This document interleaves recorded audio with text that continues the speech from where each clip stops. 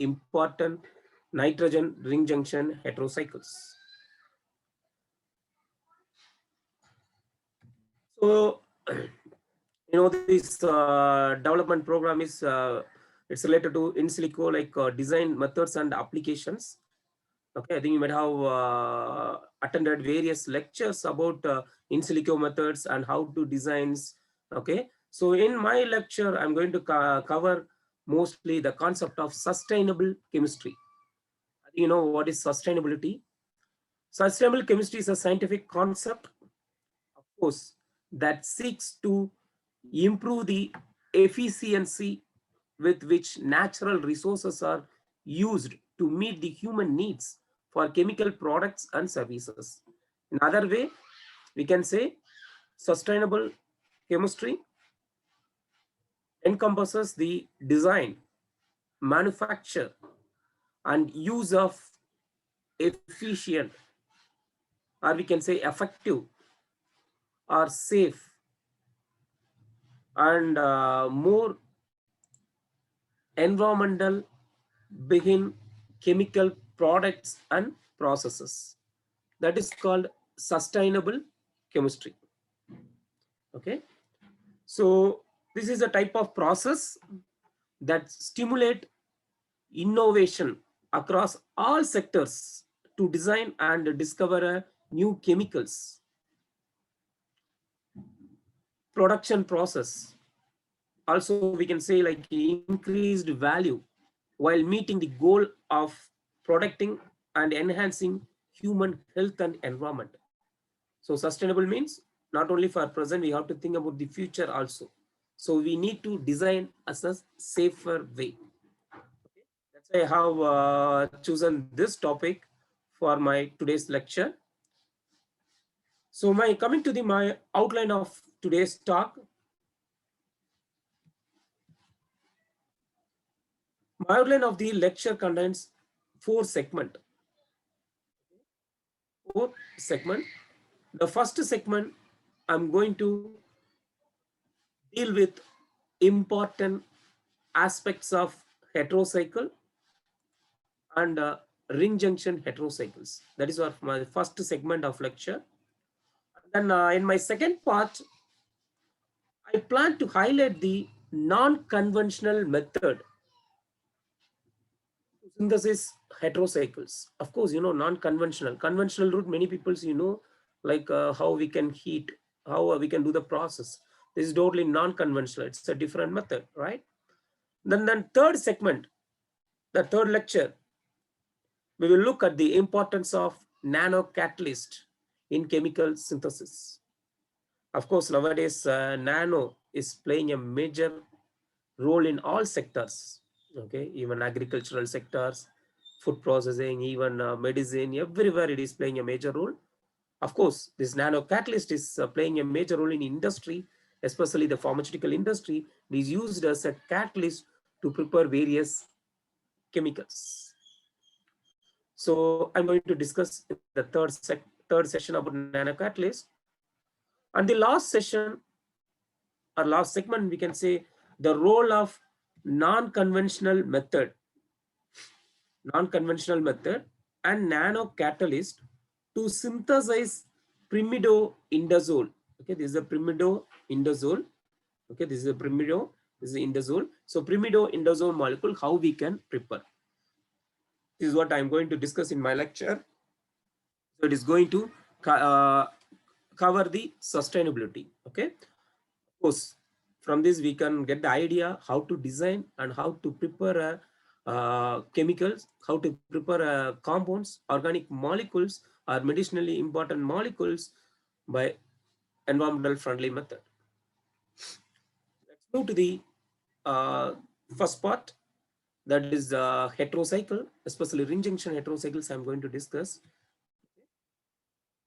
The heterocycles are literally everywhere. Of course, you may agree, right? From caffeine, if you are taking a cup of coffee, that caffeine will be there to the, it's of course from the caffeine to even building block of DNA everywhere. Okay, everywhere, even the pharmaceutical drug, whatever the drug we are taking for as a medicine, Everywhere, at least heterocycles will be there. Okay? That's why it's a very, very important molecules. In chemical terms, the heterocycles are a cyclic compound. Okay, heterocyclic is a cyclic compounds containing at least one non-carbon atoms. Okay, this is a carbon cycle. When you look this cycle, the X, Y, Z, it may be other than carbon, like oxygen, nitrogen, or sulfur. Okay, generally these heterocycles will come in two flavors. Okay. Look here. Example, pyridine. Okay. It's a heteroaromatics, where here these heterocycles is of course we have to agree it's aromatic, and it's like a benzene-like structure, and also it's a saturated. Whereas if you are taking the other non-aromatic, the common one is THF, tetrahydrofuran. Okay, aromatic, non-aromatic. Why are these heterocycles are so common in pharmaceuticals? The pharmaceutical drugs generally work by interacting with the binding site in a protein. Okay, easily it has to, whatever it is binding with the protein, easily to have a capability to interact with the binding site of the protein. So generally the common types of interaction which may include electrostatic, hydrophobic, and hydrogen bindings. Okay, so these heterocycles containing nitrogen, oxygen, and or sulfur atom.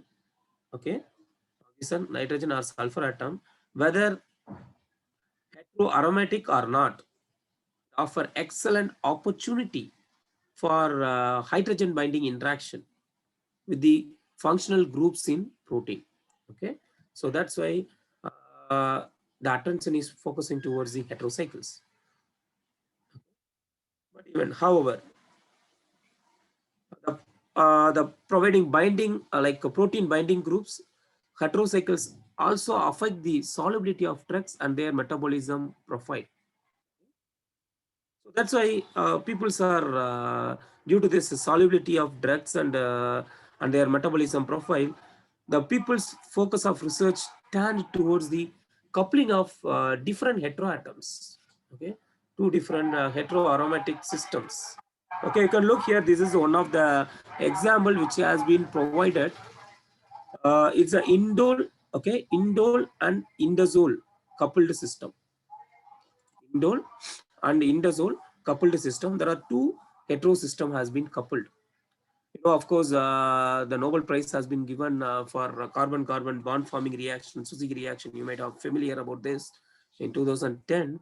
Okay, it has created a big revolution in the industry for making carbon-carbon bond formation. Suzuki Mayura cross coupling reaction, right? They have won the Nobel Prize, which is an efficient way of coupling two heteroaromatic rings. That's why the pharmaceutical industries, they started to focus on these type of hetero molecules, fused system. Also, these heterocycles are generally important. So, large portion of natural product also it is present in it. Throughout our evaluation, the importance of natural products, contains heterocycles even for medicine and even various other applications we are having. So these natural products are mostly useful for us. Medicine, it's related to health, has been enormous. In earlier days, they might have used a lot of naturally available materials, right? Even our earlier ancestors chewed on certain herbs to relieve pain, or even they, you know, like they wrapped the leaves around the wound. Wherever you have the wound, to heal that wound, they have wrapped the leaves. Okay, so like this natural product have used in to treat various disease. Also, it's helped to cure the various injuries. Okay. So it was like that. It was very, we can say like the natural products, people are much focused on this natural product. Even, some of the alkalides, like isoquinoline alkalide, like morphine, then even indole alkalides, then even piperine based, like piperidine based alkalides, like piperine. Okay, so even pyridine alkalides like nicotine, okay, arcoline, like that. Many system has been isolated from the natural product, and the people has been used this type of molecules for various properties. Okay, you can look this cycles. It possesses various biological properties such as like anti-inflammatory, antibacterial, anti-allergic. Even some heterocycles are used as a herbicides, pesticides. Even it is acting as a anti-cancer property. It is possessing anti-cancer property. Like that, various properties are exhibited by this heterocycles. Okay, so we can say like most of the phylogenetically active heterocycles contains nitrogen ring. You can look here. There are many compounds has been displayed. Even some of the molecules having sulfur, oxygen. Even though the most of the molecules are having nitrogen in its ring. That's why the peoples are focused much towards the nitrogen heterocycles. Even of course, we are interested to work on nitrogen heterocycles. So the next comes ring junction heterocycles. What is ring junction heterocycles? In addition to the biologically important purines, okay, I think purines, even other various benzofused heterocycles such as indole, okay, and other bicyclic and polycyclic fused heterocyclic systems. We can say like it's a that type of molecule which will have heteroatoms in the fused position.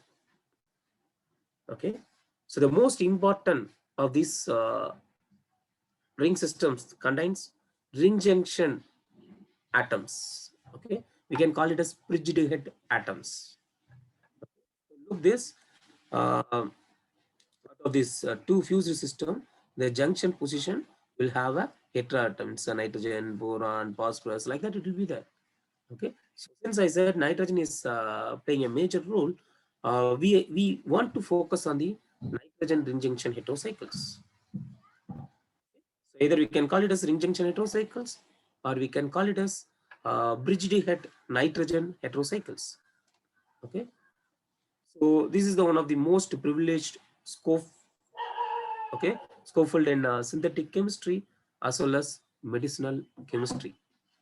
Okay, synthetic and medicinal chemistry, people are much focused on ring junction heterocycle. I will show you why people are much interested in this type of heterocycles. You can look this. Many drugs, as I said early, even like natural product like leotonin, and camptothecin, okay, rutacabin, like that. Many natural products are also having ring junction heterocycle, or we can call it as bridged heterocycles. So of course, these ring junction heterocycles are very rare in nature. It's not more abundant, but it have a significant, okay, it have a significant applications, or it have great significance in applied chemistry, particularly medicinal field. Okay, so I think you might have known about drugs like alprazolam, midazolam. Okay, like this, many compounds have been approved to treat various variety of serious disease. Okay, this is some of the molecules which I have presented here. Like you can look here, minotronic acid. It is useful for treatment of osteoporosis. Okay, so eucuminone, it is useful for the like male potency. Okay, like that, there are many drugs even for treatment of insomnia. Like most of the drugs are containing ring junction heterocycle, especially nitrogen ring junction heterocycle. Okay, so that's why even our focus also nitrogen ring junction heterocycles. But still, there is a need in pharmacological investigation still we need to go for natural, since still we have to go for the uh, searching of various natural products, okay, various natural product which is having the ring junction heterocycles, and we have to execute the various biological properties whatever there. We have to identify, because as I said, because natural abundance is very less, right? So we have to search on it. Then that's I say, even like many ring junction heterocycles are in clinical trials. Okay, it is in marketed. So, for example, if you are saying alpha-fedolin, it is useful for the brain disorder. So, apart from that, many other ring junction heterocycles are useful as anti-inflammatory drug, antimicrobial, eye disorder. Even it is useful for the sleeping disorder. Okay, like this, there are many drugs which contain nitrogen ring junction cycles are useful. Also, it is in the market as well as it is in the clinical trial. I think you might have known about particularly about remdesivir. Okay, it is a drug recently. Okay, which has been approved by FDA for the emergency use for COVID-19. This is the structure of remdesivir. You can look here. Here also, we are having nitrogen ring junction heterocycles. It's a, like we can say, 4-amino pyrrolotriazine. Okay, pyrrolotriazine. So this is also having a bridged nitrogen. Okay, it has been approved for the COVID treatment. This remdesivir is a prodrug of an adenosine triphosphate analog.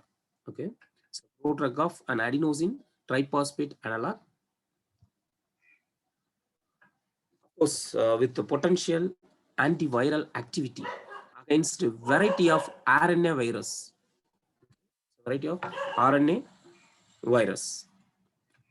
So from this, we found that even the nature and the chemical structure of heterocycles in pharmaceutical drug development are also changing. Okay, it means the importance of nitrogen ring junction heterocycles are bridged heterocycles. Okay, so the search for new Schofield and new approaches to controlling the drug properties such as metabolism and solubility has lead to the use of some more unusual heterocycles. What is mean by unusual heterocycles? Like I can say, like I said, natural abundance of ring junction heterocycles are less, right? So we can say that is unusual heterocycles. So our focus is on this unusual heterocycles, that is nitrogen ring junction heterocycles or bridged ring junction.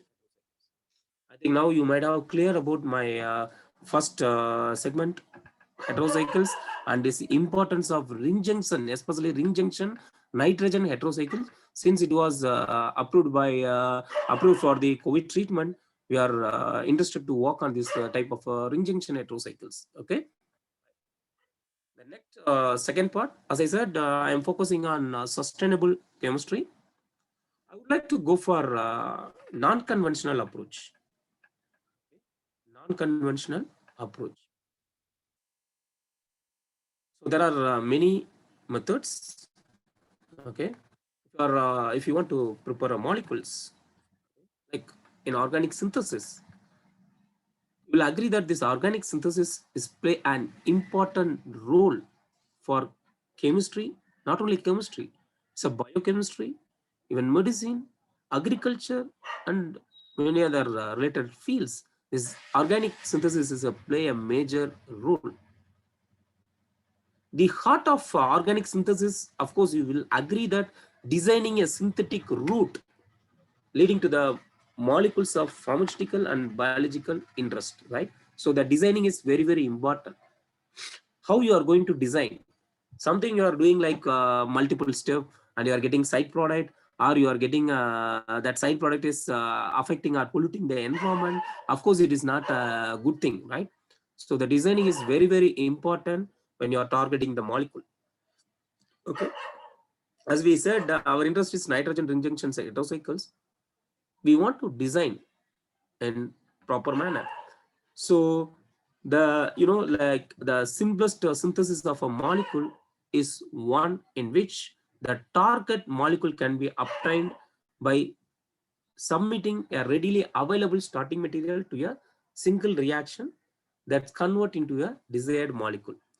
Okay, so how you are going to add some small molecules and you are going to get a desired product.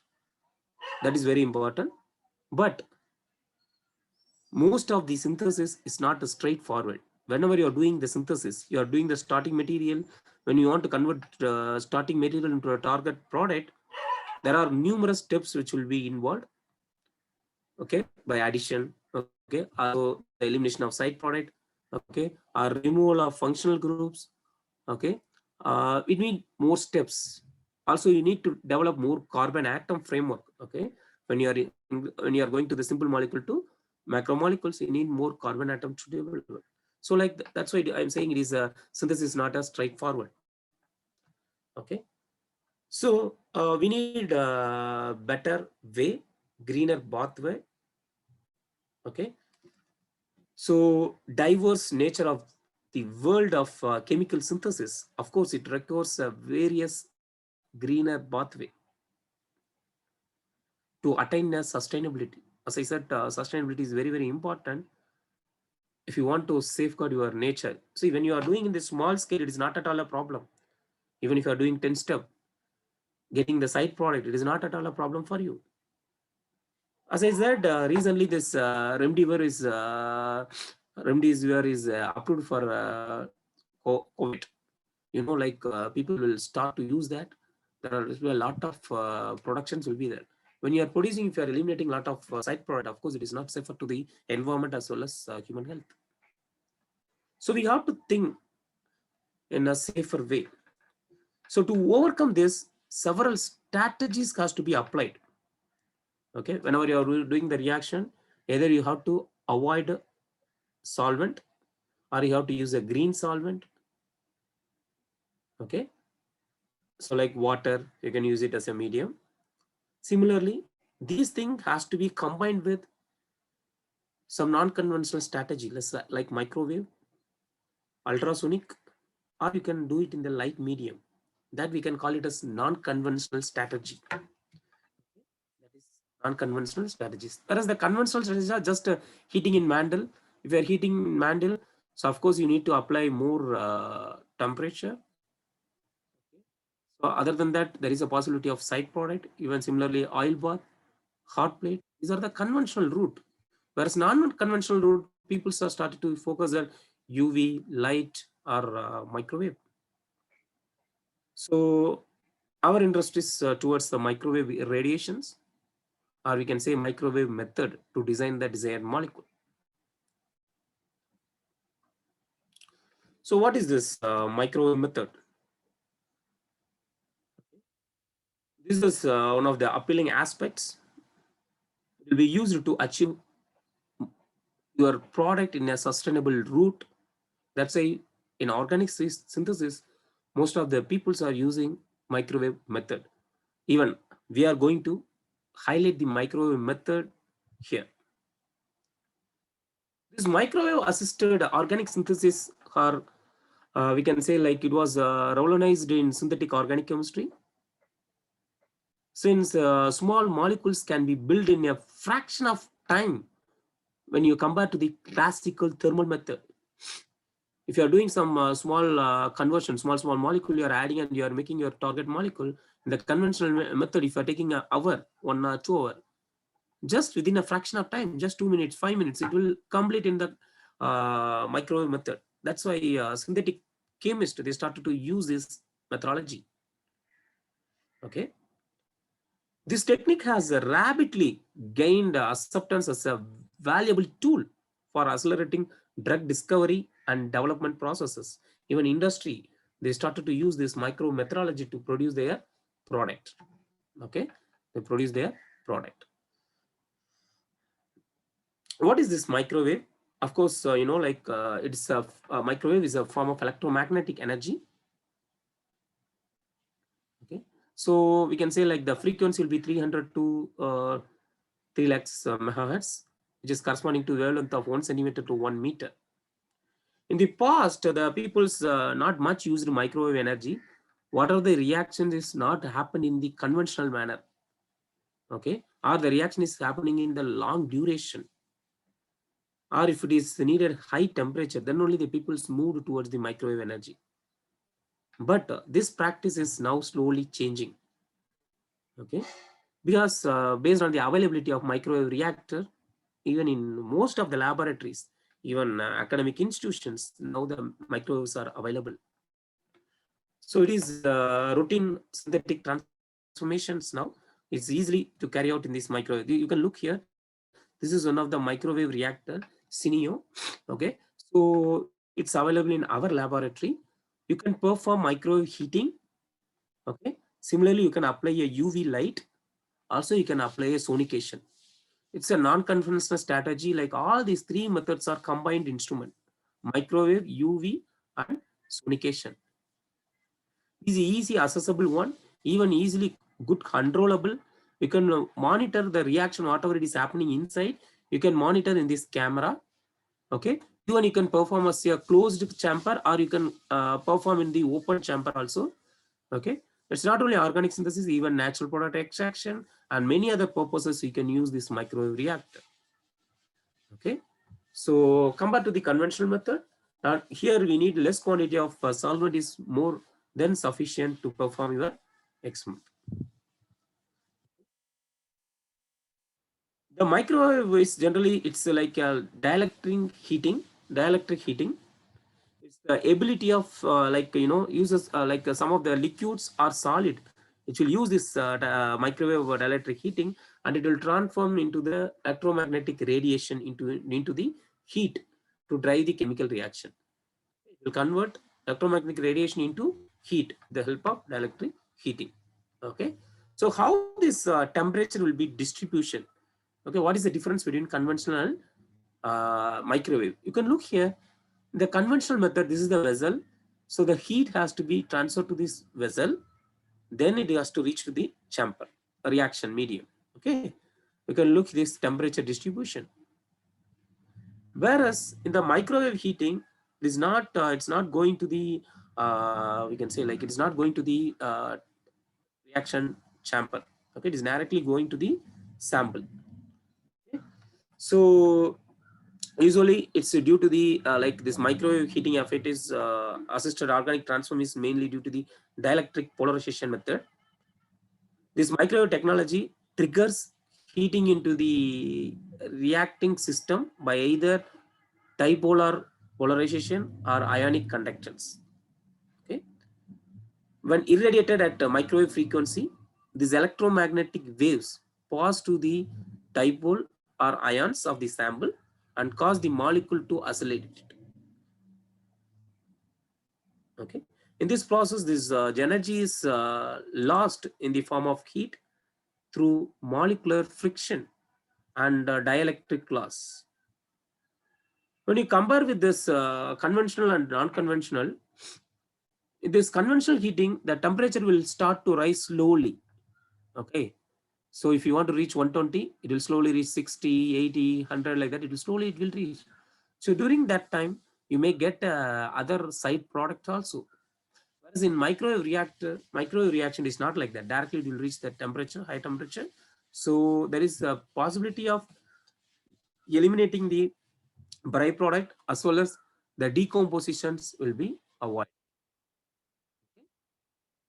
So that is the main advantages of this microwave method. So you may think that, okay, apart from that, what are the other advantages of this method? You can use you can go for the uniform heating. Okay, throughout the material, you can apply a uniform heating. Also, the process speed is increased. Also, the efficiency of heat is high.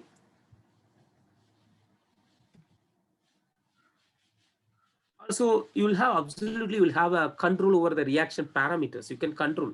Okay. Then you can reduce, as I said, yearly reductions in unwanted side product because you are directly reaching your exact temperature. So you can avoid the side reactions. Also the purity, the product of final purity of the product will be high. Also the reproducibility will be good. Also the main thing is environmental heat loss can be avoided. As I said, we are concentrating about sustainability. So this is an important factor. So you can avoid the environmental heat loss. Also, it reduces the waste of heating reaction vessel. Of course, the operating cost is low. Okay, operating cost is low. It is a rapid synthesis result, like we can say, like the results will be very rapid with less evaporation of solvent. The evaporation is more, of course, as I said, it will be affecting the environment also, right? So this is since the rapid synthesis, the lesser evaporation of solvent. Also, this recent simplification of more technique have increased safety and practical utility. Even in most of the laboratories nowadays, they are doing the procedure like micro-assisted synthesis, simple molecule. Okay, so due to this safety, so when you are looking the safety, of course, it is 100% safe. Okay, apart from that, it is energy efficient, rapid energy transfer. Okay, selective heating, and even you can activation of catalyst also easy, right? These are the various advantages which we look on this microwave heating. We even peoples are much focused towards the microwave heating, right? So as I said, the importance of nitrogen ring junction heterocycles, we want to focus. The second one is non-conventional approach, especially we want to focus on the microwave. When we got the literature, previous report on ring junction heterocycles, benzoimidazole, okay, it is from Kumar et al. And from University of Delhi. They have reported this synthesis. They have used a microwave assisted, even metal free, only the base mediated carbon nitrogen bond formation as well as carbon nitrogen bond cleavage to produce this benzoimidazole. Okay, here they have used only 80 watts minimum power, but they have used DMF as a solvent. So we can say, like as I said, when you are using DMF, of course, it's not a green solvent. The duration is, of course, it is very less, 15 minutes, right? But they have achieved their ring junction heterocycles. This is one of the good report. So what happening actually, the starting material, okay, the starting material, when it is coupled with aldehyde, okay, when it is coupled with aldehyde. So what will happen? First, the formation of dihydroquinone type molecule will form. Only CN bond formation will occurs. Okay. CN bond formations will occur. Then immediately again there will be this C-double-bond-O-N. This bond cleavage will occur. Okay. The second one, first step is CN bond formation between this nitrogen and this aldehyde. Then the bond cleavage, CN bond cleavage occurs here. Okay. So then you will get the elimination of like andronic acid. With that, there are 4 steps involved in this process. So you will get this final product. All these things, all these 4 steps will occur in a actually, if you are doing in the conventional manner, you have to isolate and you have to do each and everything. Here, all these things happen within a single step by using this micro methodology. CN bond formation, CN bond cleavage, and water molecule elimination. And then last step is with the base, the elimination of andronic acid. Okay. So all these things, it's happening within a single step. That is the advantage of this micro methodology. But when we look this literature, we feel that still they are not comfortable because the peoples are using DMF as a solvent. Similarly, the international level, when we look on the international status, like one of the report, it is about we can say like pyrazole, right? Yes, it is pyrazole primidinones. pyrazoloprimidinone. Okay, Kalita et al. It's from John Stephens Research Group from Maynooth University, Ireland. They reported this molecule. Okay, they reported this molecule. It is a simple one-part method to get this molecule. They have established, but here the thing is, it's also one step. But here the thing is, they have taken 2 hours to complete this reaction. Also, they have used over 100 watts and 150 degrees Celsius, but the time duration is very high. Even, of course, they used a variety of functional groups were tolerated at the second and fifth position. Okay, second and fifth position. They have varied various substitutions, and they achieved their target product with moderate yield. But only the problem is with the hours duration of the reactions. But of course, when you compare with the conventional energy, if you are doing the conventional, you have to do multi-step. Within 2 hours, you can't able to complete. But as we feel, it was too high, right? The next one, the next report, when we gone through the literature, we found the other system. It's called a benzimide. It's called a similar type of molecule like benzimido. It's called benzimidoquinazolone. Okay, benzimidoquinazolone.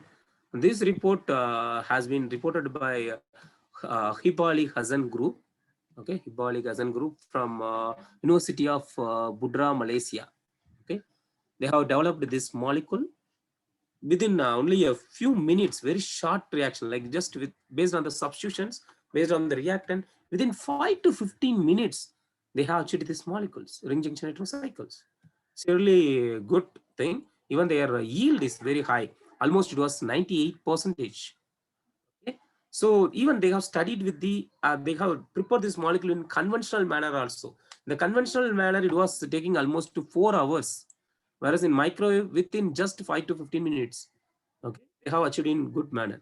This, of course, these things made us to concentrate on non-conventional microwave methodology for ring junction heterocycles. Okay. So now you might have known about the importance of ring junction heterocycles and the importance of non-conventional approach to attain the sustainability. Our next segment, nano catalyst. Why we are going for nano catalyst and what is the importance of nano catalyst in preparing the organic molecules. These are it's based on various size like 1-dimensional, 2-dimensional, 3-dimensional. There are many nanomaterials are available. Okay, so by definition, we can say at least one dimension that is less than approximately 100 nanometers are there. We can call it as nanomaterials. But researchers have not consistently settled on the exact definition of nanomaterials. But they agree that they are partially characterized by their tiny size measured in nanometers. So, nanocatalyst, of course, it is a rapidly growing field which involves the use of nanomaterials as catalyst. So, any one of length or breadth, anyone has to be less than 100 nanometer. That we can call it as nanomaterial, which you are using as a catalyst to speed up the reaction. Okay, it has been used as a catalyst in many homogeneous or heterogeneous catalysts. We are focused on towards the heterogeneous catalysis because it is very easy to recover the catalyst from the reaction chamber. This is very old technique generally, like heterogeneous catalyst are they are using in very long, but we want to go for heterogeneous nano catalyst.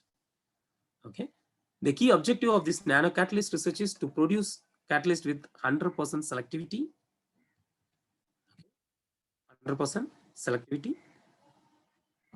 This heterogeneous catalysis represents, as I said, it is one of the oldest practice, but this which contains either the metal or semiconductors or oxide, semiconductors or other compounds that have been widely used in many chemical reactions in earlier days.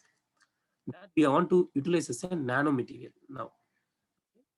As I said, a key objective of nanocatalyst research is to produce catalyst with 100% selectivity. This can be achieved only by precisely controlling the size, shape, even like we can say spatial distribution and surface composition. That is very, very important to achieve the 100% selectivity. So simply if you are using nanoparticles or something, it will easily get agglomerated. When you are going for reusability, it will be very difficult, right? So you need the surface has to be high.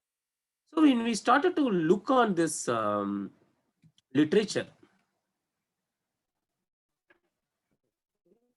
there are generally, to prepare a nanomaterial, there are two types. One is top-down approach or bottom-up approach. Now, the top-down approach means, like you can know, like from bulk material, they will convert into powders, nanoparticles, like that they will convert. Whereas bottom-up, atoms will convert it into clusters and then it will become a nanoparticle. This top-down approach can be, it is nothing but it is a reduction of size. Big molecule, you are going to convert into a smaller size. There are many methods like ball milling, sputtering, thermal. Okay, whereas when you are going for bottom-up method, chemical, electrochemical deposition, sol gel, spray laser, and deposition. Of course, you are 100% right. So when we can't, when we are using this, we can't we can't say it is a sustainable method. Since we are focusing on sustainability, we want to go for sustainable protocol. So we are planned to go for the bottom-up methods. It means increasing a smaller entries by, we can call it as bioreduction or green synthesis, okay, or phytosynthesis. We are interested in this method to prepare the nanocatalyst. It means by using various plant extracts. Okay, right. So how can we synthesis, or how can we synthesize this nanocatalyst? What's the source of this nanocatalyst?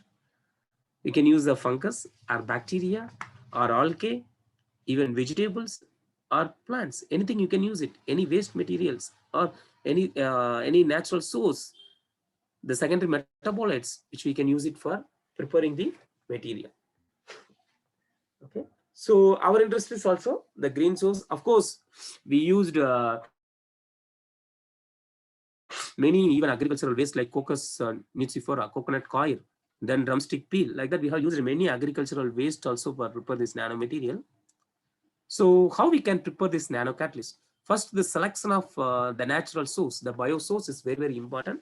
Since we are focusing much on this sustainability, we don't want to go for any useful material.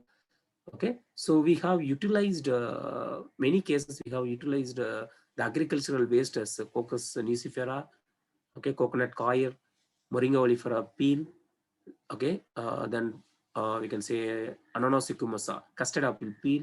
Like that, we have used various source and we have taken and we have washed with distilled water to remove the dust particle which is present in the surface, and we have cooked for air dry, and we made it into the powder by using mechanical grinder, and then it was then immersed in this solvent. Of course, the solvent you can use it a green solvent, either water, or you can go for even other green solvent like ionic liquid, anything you can go. So usually we'll prefer to go for methanol. Usually we'll go usually you will prefer to go for water. Even you can use other green solvents also. Okay, right.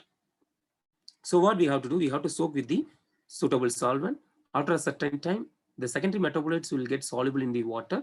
You have to check the TLC, whether you got the secondary metabolite, and you have to filter it. Then this extract, which will be reacted with the metal salt. If you want to prepare some specific molecule, like for example, copper oxide, so you have to use copper acetate. Okay, so this secondary metabolite will act as a capping and stabilizing agent to prepare this particular molecule. Okay, after forming this, after adding this, you have to apply a specific condition, either microwave heating. Even here we have combined this with even conventional and microwave. When you are going for conventional, at room temperature, it will take 2 days also. Whereas when you are going for heating method, oil bath, it will take like 3 hours, 4 hours. When you are going for the microwave, even within 5 to 10 minutes, you can get the nanomaterial. Okay, you can go for the centrifugation and you can calcination, you will get the particular nanoparticles. This is a way of preparing the nano catalyst in sustainable manner, or we can say like a green route. Usually we need all this characterization technique to identify the nanomaterial, UV visible, the preliminary changes, band formation can be identified. Whereas the XRD, you can identify the phase what it is formed. Okay. Then FTIR to identify the functional group. SIM, it will be useful for the identify the morphology, whether what is the shape. Okay. It's a flower shape, rod shape, or spherical shape, like that you can identify. The TEM will be useful for identifying the particle size. And EDEX, of course, mapping, elemental mapping. So you can identify what are the elements which is present in it. So if it is a copper oxide, so how much copper is there, how much oxygen is there, everything you can able to identify. So these are the preliminary, these are the characterization technique which will be useful for the identifying the catalyst. So when we look this literature, we found that one of the author, like Malhi et al. Okay, Malhi et al. The research group from this is from Iran University of Science and Technology. They have reported magnetic nanoparticle. Okay, surface modified metal oxide magnetic nanoparticles. They have used. Okay, of course, like metal oxide magnetic nanoparticles are having more interest by many people like chemist, biology, even optoelectronic, environment, and material science technology. Many people are interested.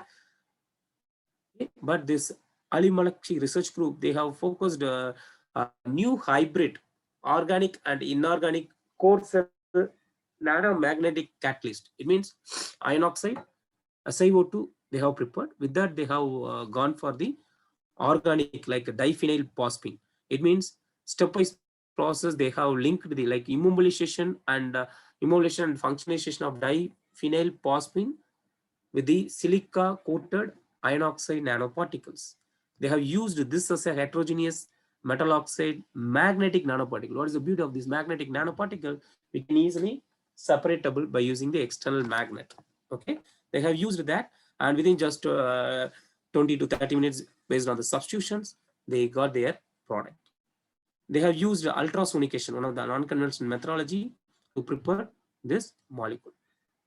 So these motivated us to go for the nano catalyst.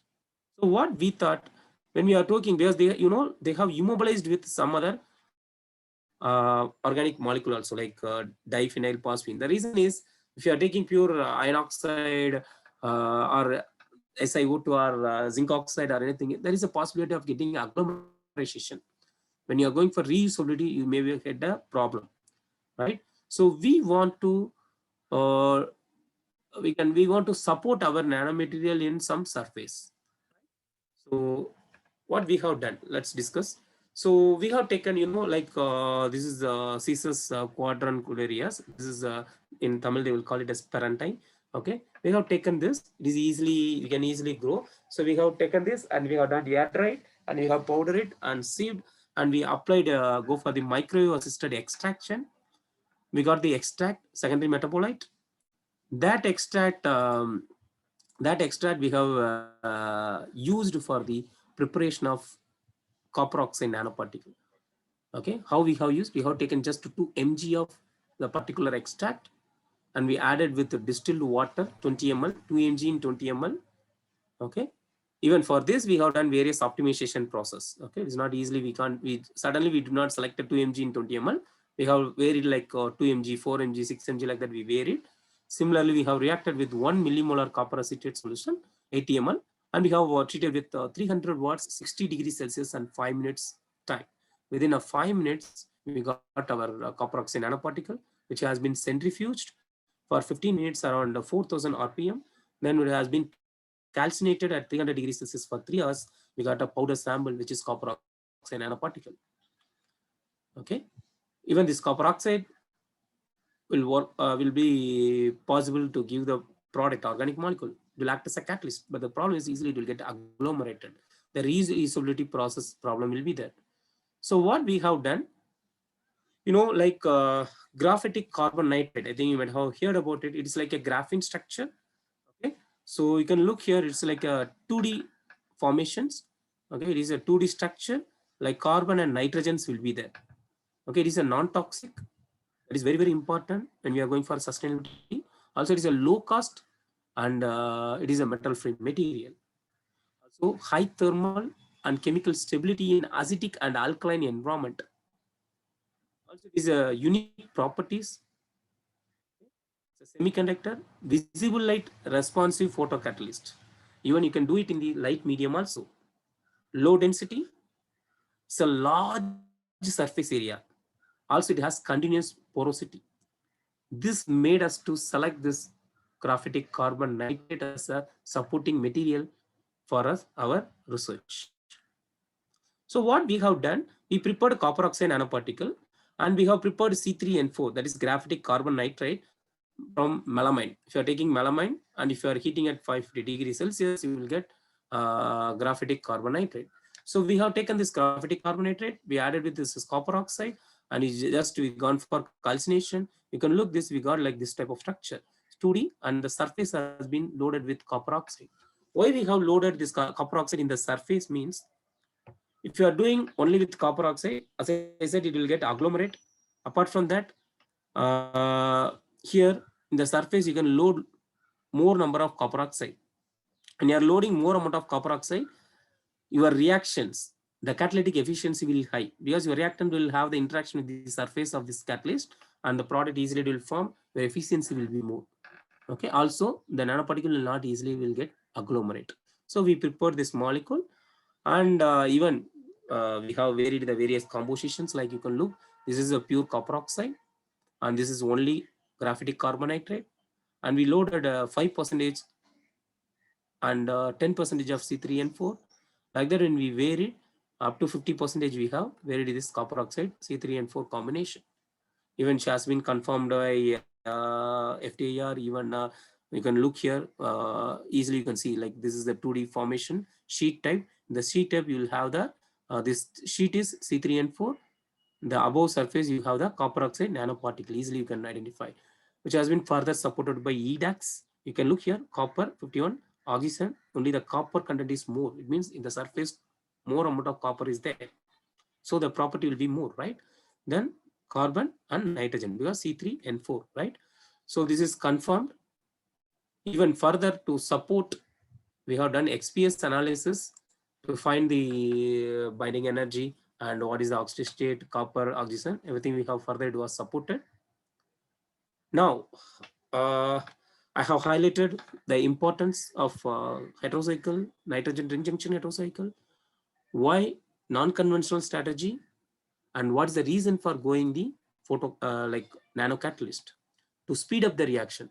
The early literature, when we are going for the microwave, even if sometime it has taken 2 hours to reduce the timing, to make it as an energy efficient process, you need a nanocatalyst. Okay, you can reuse the nanocatalyst. So that also it has been highlighted. Now let's move to the fourth and last final segment, the synthesis of ring junction heterocycle, that is pyrimidindazole. Okay, so in this session I will highlight the non-conventional approach and a nanocatalyst to synthesize this particular molecule. Okay, to synthesize this particular molecule. So fabricating C3N4 copper oxide, that is a nanocatalyst. Nanocatalyst is going to act as a like heterocatalyst, heterogeneous catalyst for the preparation of this molecule, ring junction molecule, pyrimidindazole. Okay. When we look on the literature, amine, aldehyde, acetylene, we can call it as A3 coupling. Okay, amine, aldehyde, acetylene, A3 coupling. In the conventional method, of course, they used copper. That's why we prepared a copper oxide as a nanoparticle. They used even copper. They have refluxed. Even it took 10 to 15 hours for a simple molecule. Okay, even the yield is not high. The time duration is also high. So as I said, even this copper sulfate and all, we can't go for the reusability. Even they use glucose, D-glucose. Okay, so we want to avoid all these things. So we gone with our new methodology, like same amine. You can look here, they have used some amine, substituted amine. We are also taken amine and acetylene, and then aldehyde. Okay, aldehyde. We have applied the microwave. Within 5 minutes, there is no solvent at all, neat reaction. Okay, in the presence of C3N4 copper oxide as a catalyst, we got our desired product. Okay, not only it's not we have not done only one derivative, we have done 21 derivatives. It's a simple, easy protocol, readily with readily available starting material. We have performed this reactions. Okay, we have performed this reaction. You can look here. We tried this reaction with various catalysts like copper iodide, copper bromide, copper chloride, various copper salts, which already is reported in the literature for the A3 coupling. So without any acid catalyst or metal catalyst, the reaction is not going. Even some cases it is taking only 20% yield, 30% yield, even 45. Even we tried with copper oxide, 5%, 10% nanoparticle. We got, of course, 91% yield. But the problem that we look at is when you are going for the reusability, the copper oxide nanoparticle will get agglomerate. Apart from that, the efficiency will reduce. As I said, we have coated this copper oxide on the surface of C3N4. When you look the same 10%, we got a 95% of the yield. Okay, 90% of yield. Okay, so right. So how we have optimized this reaction? I think you might have known about response surface methodology. It is a statistical tool. By using this protocol, okay, it is like a statistics. Okay, you can apply any central composite design or Box-Beckman design. It is based on the number of factors. You can choose any one method. By using this, you can design your protocol. Okay, this is efficient method. Instead of going for practical thing, theoretically you can identify and you can implement in practical. You can look here. We have taken three variables like catalyst concentration, that is C3N4 copper oxide concentration, time, and power, microwave power, 50 watts, 100 watts, and 150 watts. Time, 15 minutes, 30 minutes, 45 minutes. Similarly, catalyst concentration, 5, 10, 15. All these combinations, three variables with three levels, we got the combinations almost. You can look here, these are the various combination. Almost it is having 15 combination. These combinations, the theoretical value, we got it from the response surface methodology. Okay, by using Minitab software, we can perform this. So we got these results. You can look here exactly like a zero level, that is catalyst 10 mole percentage at 30 minutes and 100 watts. We got 95% yield by experimentally. Even theoretically, it was matched. Okay, only based on this theoretical value you can perform your experiment, but we want to prove it. So we performed all these trials in experimental level also, and we have cross verified. It was exactly matched with the 000 combinations. Okay, it means catalyst concentration 10 mole percent, time 30, and power is 100 watts. It was exactly, the result was more significant. We have done the analysis, ANOVA table also we have calculated. It was exactly fitted. Okay, it was more significant. So not only this one derivative, we performed with various derivatives, various substitutions. You can look here, various aldehydes like bromo, bromine, chlorine, everything we have varied. Okay, when we look all these substitutions, we got almost 90% of the 90+% of the yield. Okay, 85 to 90% yield we got. Coming to the mechanism, what happened when you are taking amine, it will react with aldehyde, you are getting a imine. Okay, amine with aldehyde, you are getting imine. This is the step one. Okay, if you are doing conventional method, first you have to take amine and you have to react with aldehyde, you have to get imine, which has to be isolated and which has been purified. Then what will happen, this C3N4 copper oxide, okay, which will have interactions with the acetylene, like triple bond. Okay, it will have interaction. So you can get this type of interaction with this another reactant. So what will happen, this catalyst will have interact with this double bond formation of, after this formation of copper complex, you will have this type of interaction. You can look here, you will have a copper complex formation. Now after this, it will have a resonance, like you can have a next, like this NH will be shifted to here. next to nitrogen, then there will be a like we can say like cyclization, endodic cyclization. I think you know about Baldwin rule, right? You might have known about the Baldwin rules, which it means the number of atoms in the newly formed ring. How many atoms are there? Okay. If suppose if it is happening ring closure happening inside, we can call it as ento. If it is happening outside, we can call it as exo. That's why they are saying endo or exo. So now in our case, the bond formation is occurring inside. Once it is attacking here, the bond formation occur inside. So it is called endo. Then what is mean by dick? You know about tetrahedral sp3 hybridized, trigonal sp2 hybridized, and diagonal, right? It is sp hybridized. This is the attacking position is sp hybridized. So we are saying dick, diagonal. Okay. So endodic cyclization occurs. You can look here. This is the endodic cyclization. We are getting this is the intermediate. Then of what happened? Demetallization and auto oxidation. This NH will get cyclization, like oxidation will happen. So you are going to get a final product with the elimination of C3N4 and copper oxide, your catalyst. By this is a possible mechanism. All these steps is happening within a single step in microwave, even with the lesser timing. So we want to study the reusability of catalyst. So what we have done almost 8 trials. Okay, almost we have done 8 trials. So you can look here, the first trial we got almost 95%, even second also 95%, even up to 8, there is not much difference, only 5% difference are there. It's not much difference. So even the reusability catalyst, we have done the XRD analysis. There's no changes, not much changes. So we can use it several times. This is of course this XRD is before reaction. This is after reaction. After the 8th cycle, we have taken the XRD. Okay. Coming to the how we confirmed this molecule. This is one of the examples I have given. You can look here. This molecule, the CH2 is appearing at 5.2. This OH is appearing at 6.2, and then all the other aromatic protons is appearing between 7.3 to 8.3.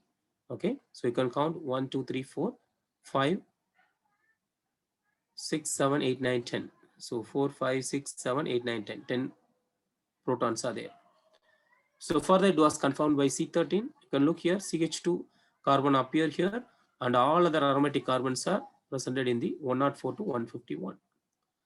Even further, we want to study the we shown about the effect of aldehyde.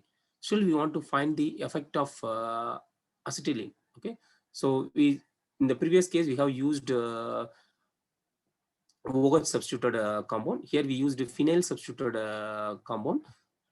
Even in this case also we got our desired product. Even we changed the amine also. Okay, so you can look here. So by substituting the instead of acetylene, we used phenyl acetylene. We got our desired product. You can look here, dimethyl, so 6-methyl, all other aromatics protons are there. Further, even it was confirmed with mass 364 molecular weight. We got a 364 molecular weight. We have prepared various molecule, almost 20 derivatives in this also. Okay, so we don't want to leave that. So what I said, we prepare this molecule. Of course, you know what is the use of this molecule. You attain the sustainability. What is the use? We are doing the various biological properties. Okay, especially these molecules are having good anti-inflammatory. Okay, so we are screening some biological studies. Before that, we want to what the facility we have. With that, we started to do the fluorescence analysis.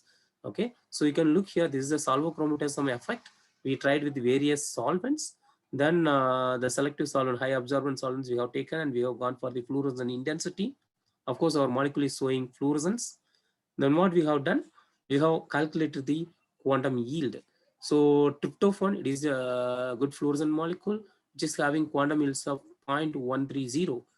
When we compare all other molecules, our synthesized molecule, 2 molecules is having higher quantum yield when compared to the tryptophan standard. You can look here, one is bromo substituted, whereas here you can look, this is the other substitutions. which is 0.1723. This is having higher. So when you're introducing bromine substitution, there is a changes.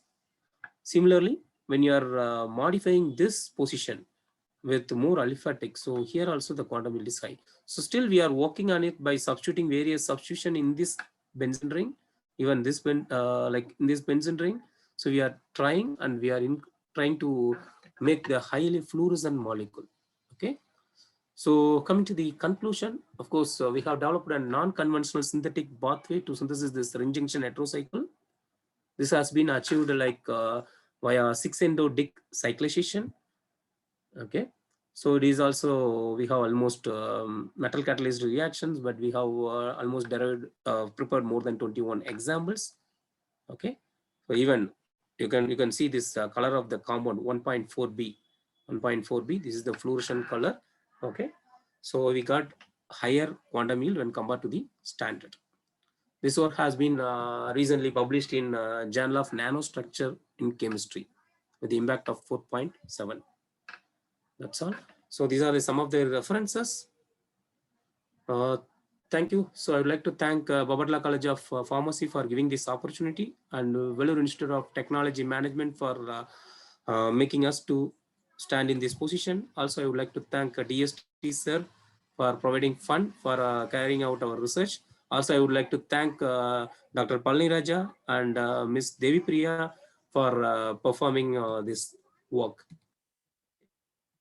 Thank you, sir. Thank you very much. Thank you for your patient listening. I now have a few minutes to take any questions which you may have. Yes, sir. So, dear participants, you may ask the questions. Any queries you are having, you may ask, sir, or you may directly type in the chat box. Yes.